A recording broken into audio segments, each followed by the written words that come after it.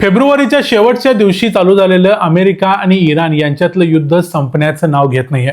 अमेरिकेनं सर्व प्रयत्न करून झालेले आहेत. सीज फायर झाला, त्यानंतर पुन्हा युद्ध झालं, सगळ्या गोष्टी झाल्या, तरी देखील हे युद्ध संपत नाही आणि इराणला शस्त्रांच्या बळावर हरवता येत नाही हे देखील अमेरिकेला समजलंय. त्यामुळे अमेरिकेनं आता एक नवीन हत्यार काढले. ते हत्यार आहे सँक्शन्स. अर्थात इराणवर या अगोदर सँक्शन्स लावलेले होतेच आणि यावेळी जे सँक्शन्स लावलेले आहेत ते आजपर्यंत कुठल्याही देशावर लावले गेले नव्हते, असं अमेरिकेचे जे ट्रेजरी सेक्रेटरी आहेत स्कॉट बेसेंट यांनी सांगितलंय. अमेरिकेने याला नावच दिलंय की डी डे, म्हणजे असा शेवटचा दिवस ज्या दिवशी जे घडायचं ते सगळं घडणार आहे. आता नेमकं याचा परिणाम काय होईल हे कळायच्या अगोदरच ऍक्च्युली 23 तारखेपासून याची सुरुवात झाली आणि आता इराणचं जे चलन आहे ते इतकं ढासळलेलं आहे की त्याला कोणतीही किंमत राहिलेली नाही. अक्षरशः $1 बरोबर 2 मिलियन इराणी रियाल इतकी ती करन्सी ढासळलेली आहे. नेमकी ही परिस्थिती काय आहे? इराणनं देखील आता नवीन स्टेट ऑफ हॉर्मुझ वरती नव्यानं टोल आकारायची तयारी कशी केलेली आहे? नेमकं काय चाललंय? डोनाल्ड ट्रम्प तर म्हणतायत की आम्ही स्टेट ऑफ हॉर्मुझला नवीन आमची टेरिटरीज जाहीर करतो. काय काय चाललंय ते सगळं बघूया आजच्या या व्हिडिओमध्ये. मी आहे रणजित यादव आणि तुम्ही पाहताय द मराठी बाणा. इराणच्या नॅशनल सिक्युरिटी कमिशननं असं ठरवलंय की आता स्टेट ऑफ हॉर्मुझ मधून जाणाऱ्या प्रत्येक जहाजावर टोल आकारायचा. अर्थात त्यांनी मार्चमध्ये असं ठरवलेलं होतं, काही वेळा त्यांनी टोल आकारला देखील. पण याच्यामध्ये अमेरिका आणि इराण नेमकं स्टेट ऑफ हॉर्मुझवर कंट्रोल कोणाचा आहे याच्यामध्येच मोठा वाद आहे. दोघेही म्हणतात की आमचा कंट्रोल आहे आणि अमेरिका म्हणते की आम्ही आता इथं टोल घेणार, इराण म्हणते की आम्ही टोल घेणार. पण इराणनं आता परत एकदा सिक्युरिटी कमिशनमध्ये ही गोष्ट अप्रूव्ह केलेली आहे. आता इराणचं असं म्हणणं आहे की इथून जाणाऱ्या प्रत्येक जहाजाला इथं टोल द्यावा लागेल. जे जहाज जाईल त्याला जी काही मालाची किंमत असेल त्याच्या 7% इतका टोल द्यावा लागेल. म्हणजे ही मोठी रक्कम होणार आहे. आता याच्या पलीकडे जाऊन ही रक्कम द्यायची आहे रियालमध्ये, म्हणजे इराणची जी करन्सी आहे त्याच्यामध्ये द्यायचं आहे. आता इराणच्या करन्सीमध्ये जरी किंमत दिली तरी प्रत्यक्षात इराण त्या मालाची किंमत कशी ठरवणार? कारण ऍक्च्युली इराणच्या रियालच्या किमतीची काय अवस्था आहे ती मी तुम्हाला सुरुवातीलाही बोललो आणि पुढेही तुम्हाला त्याबद्दल सांगेन. पण मुद्दा असा आहे की जर स्टेट ऑफ हॉर्मुझ इराण कंट्रोल करतोय तर अमेरिकेनं तर दुसरीकडे जाहीर केलंय. 14 ऑगस्टला डोनाल्ड ट्रम्प यांचं ट्विट आहे की अमेरिकेनं स्टेट ऑफ हॉर्मुझ पूर्णपणे जिंकलेला आहे आणि अमेरिका लवकरच इथं टोल घ्यायला चालू करणार आहे. दुसरी गोष्ट त्यांनी 18 ऑगस्टला एक ट्विट केले, त्यामध्ये त्यांनी स्टेट ऑफ हॉर्मुझचा फोटो टाकलाय आणि त्यामध्ये म्हटलंय की न्यू अमेरिकन टेरिटरी, म्हणजे अमेरिकेची नवीन भूमी. अमेरिकेचं 51वं राज्य कुणाला करायचं याच्याबद्दल त्यांना खूप उत्सुकता आहे. सारखं सारखं ते म्हणत असतात की ग्रीनलँडला करतो, मध्ये आणि कुठल्याला करायला जातात. त्यामुळे त्यांना काहीही करून अमेरिकेचं 51वं राज्य निर्माण करायचं आहे आणि त्यांना आता असं वाटायला लागले की स्टेट ऑफ हॉर्मुझला ते करू शकतात. प्रत्यक्षात त्यांना हे मजा म्हणून ते सगळं बोलतात की त्यांचा या सगळ्या गोष्टींच्यावर विश्वास आहे हे त्यांनाच माहिती. पण त्यांनी आता हे जाहीर तरी केले की लवकरच आम्ही हे घोषित करणार आहे की ही अमेरिकन टेरिटरी आहे, त्यामुळे तिथं आम्ही टोल घेणार. आता इराण म्हणतोय की आम्ही टोल घेणार. प्रत्यक्षात कोण घेत आहे हे आपल्याला येणारा काळ सांगेल.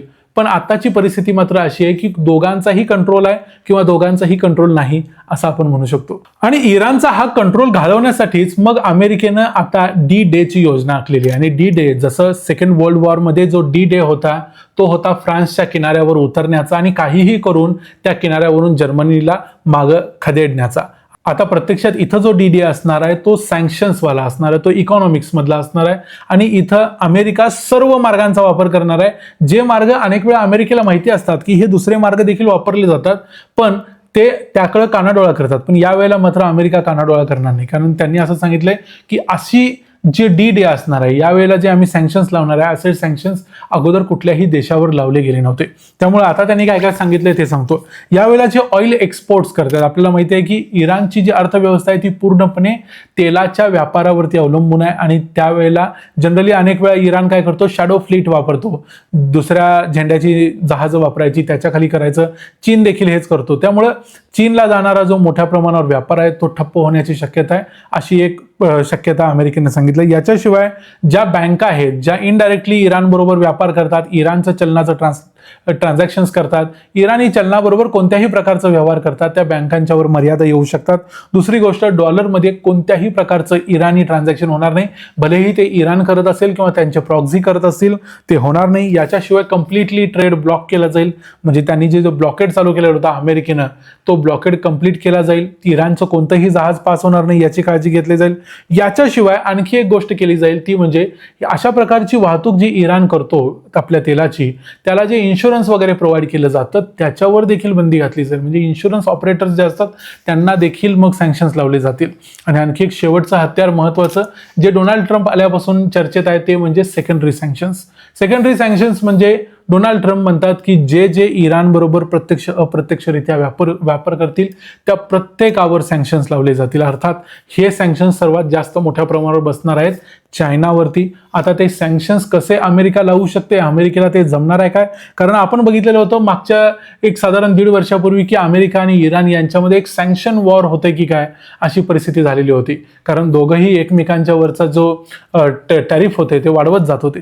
त्यामुळे प्रत्यक्षात अमेरिका कितपत ॲक्शन घेऊ शकते हे बघावं लागेल. पण सध्या तरी हे अमेरिकेनं घोषित केले आणि त्याचे परिणाम देखील दिसतात. कारण इराणची जी करन्सी आहे ती करन्सी पूर्णपणे कोसळत चाललेली. इराणची करन्सी आता अशी आहे की $1 बरोबर 2 मिलियन रियाल म्हणजे 20 लाख रियाल. आपल्याकडे $1 म्हणजे 95-96 रुपये झाला की आपल्या लक्षात येतं की आपली करन्सी ढासळत चाललेली आहे. आपलं जे करन्सीचं जे खरेदी करण्याची परचेस व्हॅल्यू आहे ती कमी कमी होत चालली आहे. पण इराणी रियालची अवस्था काय असेल विचार करा. इराणी रियाल तर 20 मिलियन रियाल इतपत पोहोचलाय फक्त $1साठी. म्हणजे इराण जगातून कुठल्याही देशातून जर काही खरेदी करायचं असेल तर त्यांना रियालमध्ये खरेदी करता येणार नाही. कारण रियाल जगभर चालत नाही, जगभर चालतो डॉलर. आणि जर त्यांना काही खरेदी करायचं असेलच आणि ते डॉलरमध्ये खरेदी करायचं असेल तर किती रियाल मोजायला लागतील एक छोट्याशा गोष्टीसाठी. म्हणजे $10ची एखादी वस्तू घ्यायचं असेल, एखादं साधं पुस्तक असेल जे $10चं असेल तर त्यासाठी इराणला जवळजवळ 2 कोटी रियाल मोजावे लागतील. पण थोडक्यात काय, इराण अशा प्रकारची कोणती वस्तू मार्केटमध्ये खरेदीच करू शकणार नाही अशा दिशेनं त्यांची अर्थव्यवस्था चाललेली आहे. आणि त्यामुळं कदाचित या आर्थिक अवस्थेमुळं इराणमध्ये एखादं बंड किंवा एखादी मोठी घटना घडण्याची शक्यता आहे. जसं या वर्षीच्या जानेवारीमध्ये सुरुवात झालेली होती, ज्यानंतर इराणमध्ये जवळजवळ 15 ते 20 दिवस क्रांती सदृश्य वातावरण राहिलं. तसंच काहीसं होण्याची शक्यता आहे. नेमकं काय काय घडतं याच्यावरती आपण लक्ष ठेवूया. पण चलन जे आहे ते इराणचं ते आता मातीमोल झालंय असं आपण म्हणू शकतो.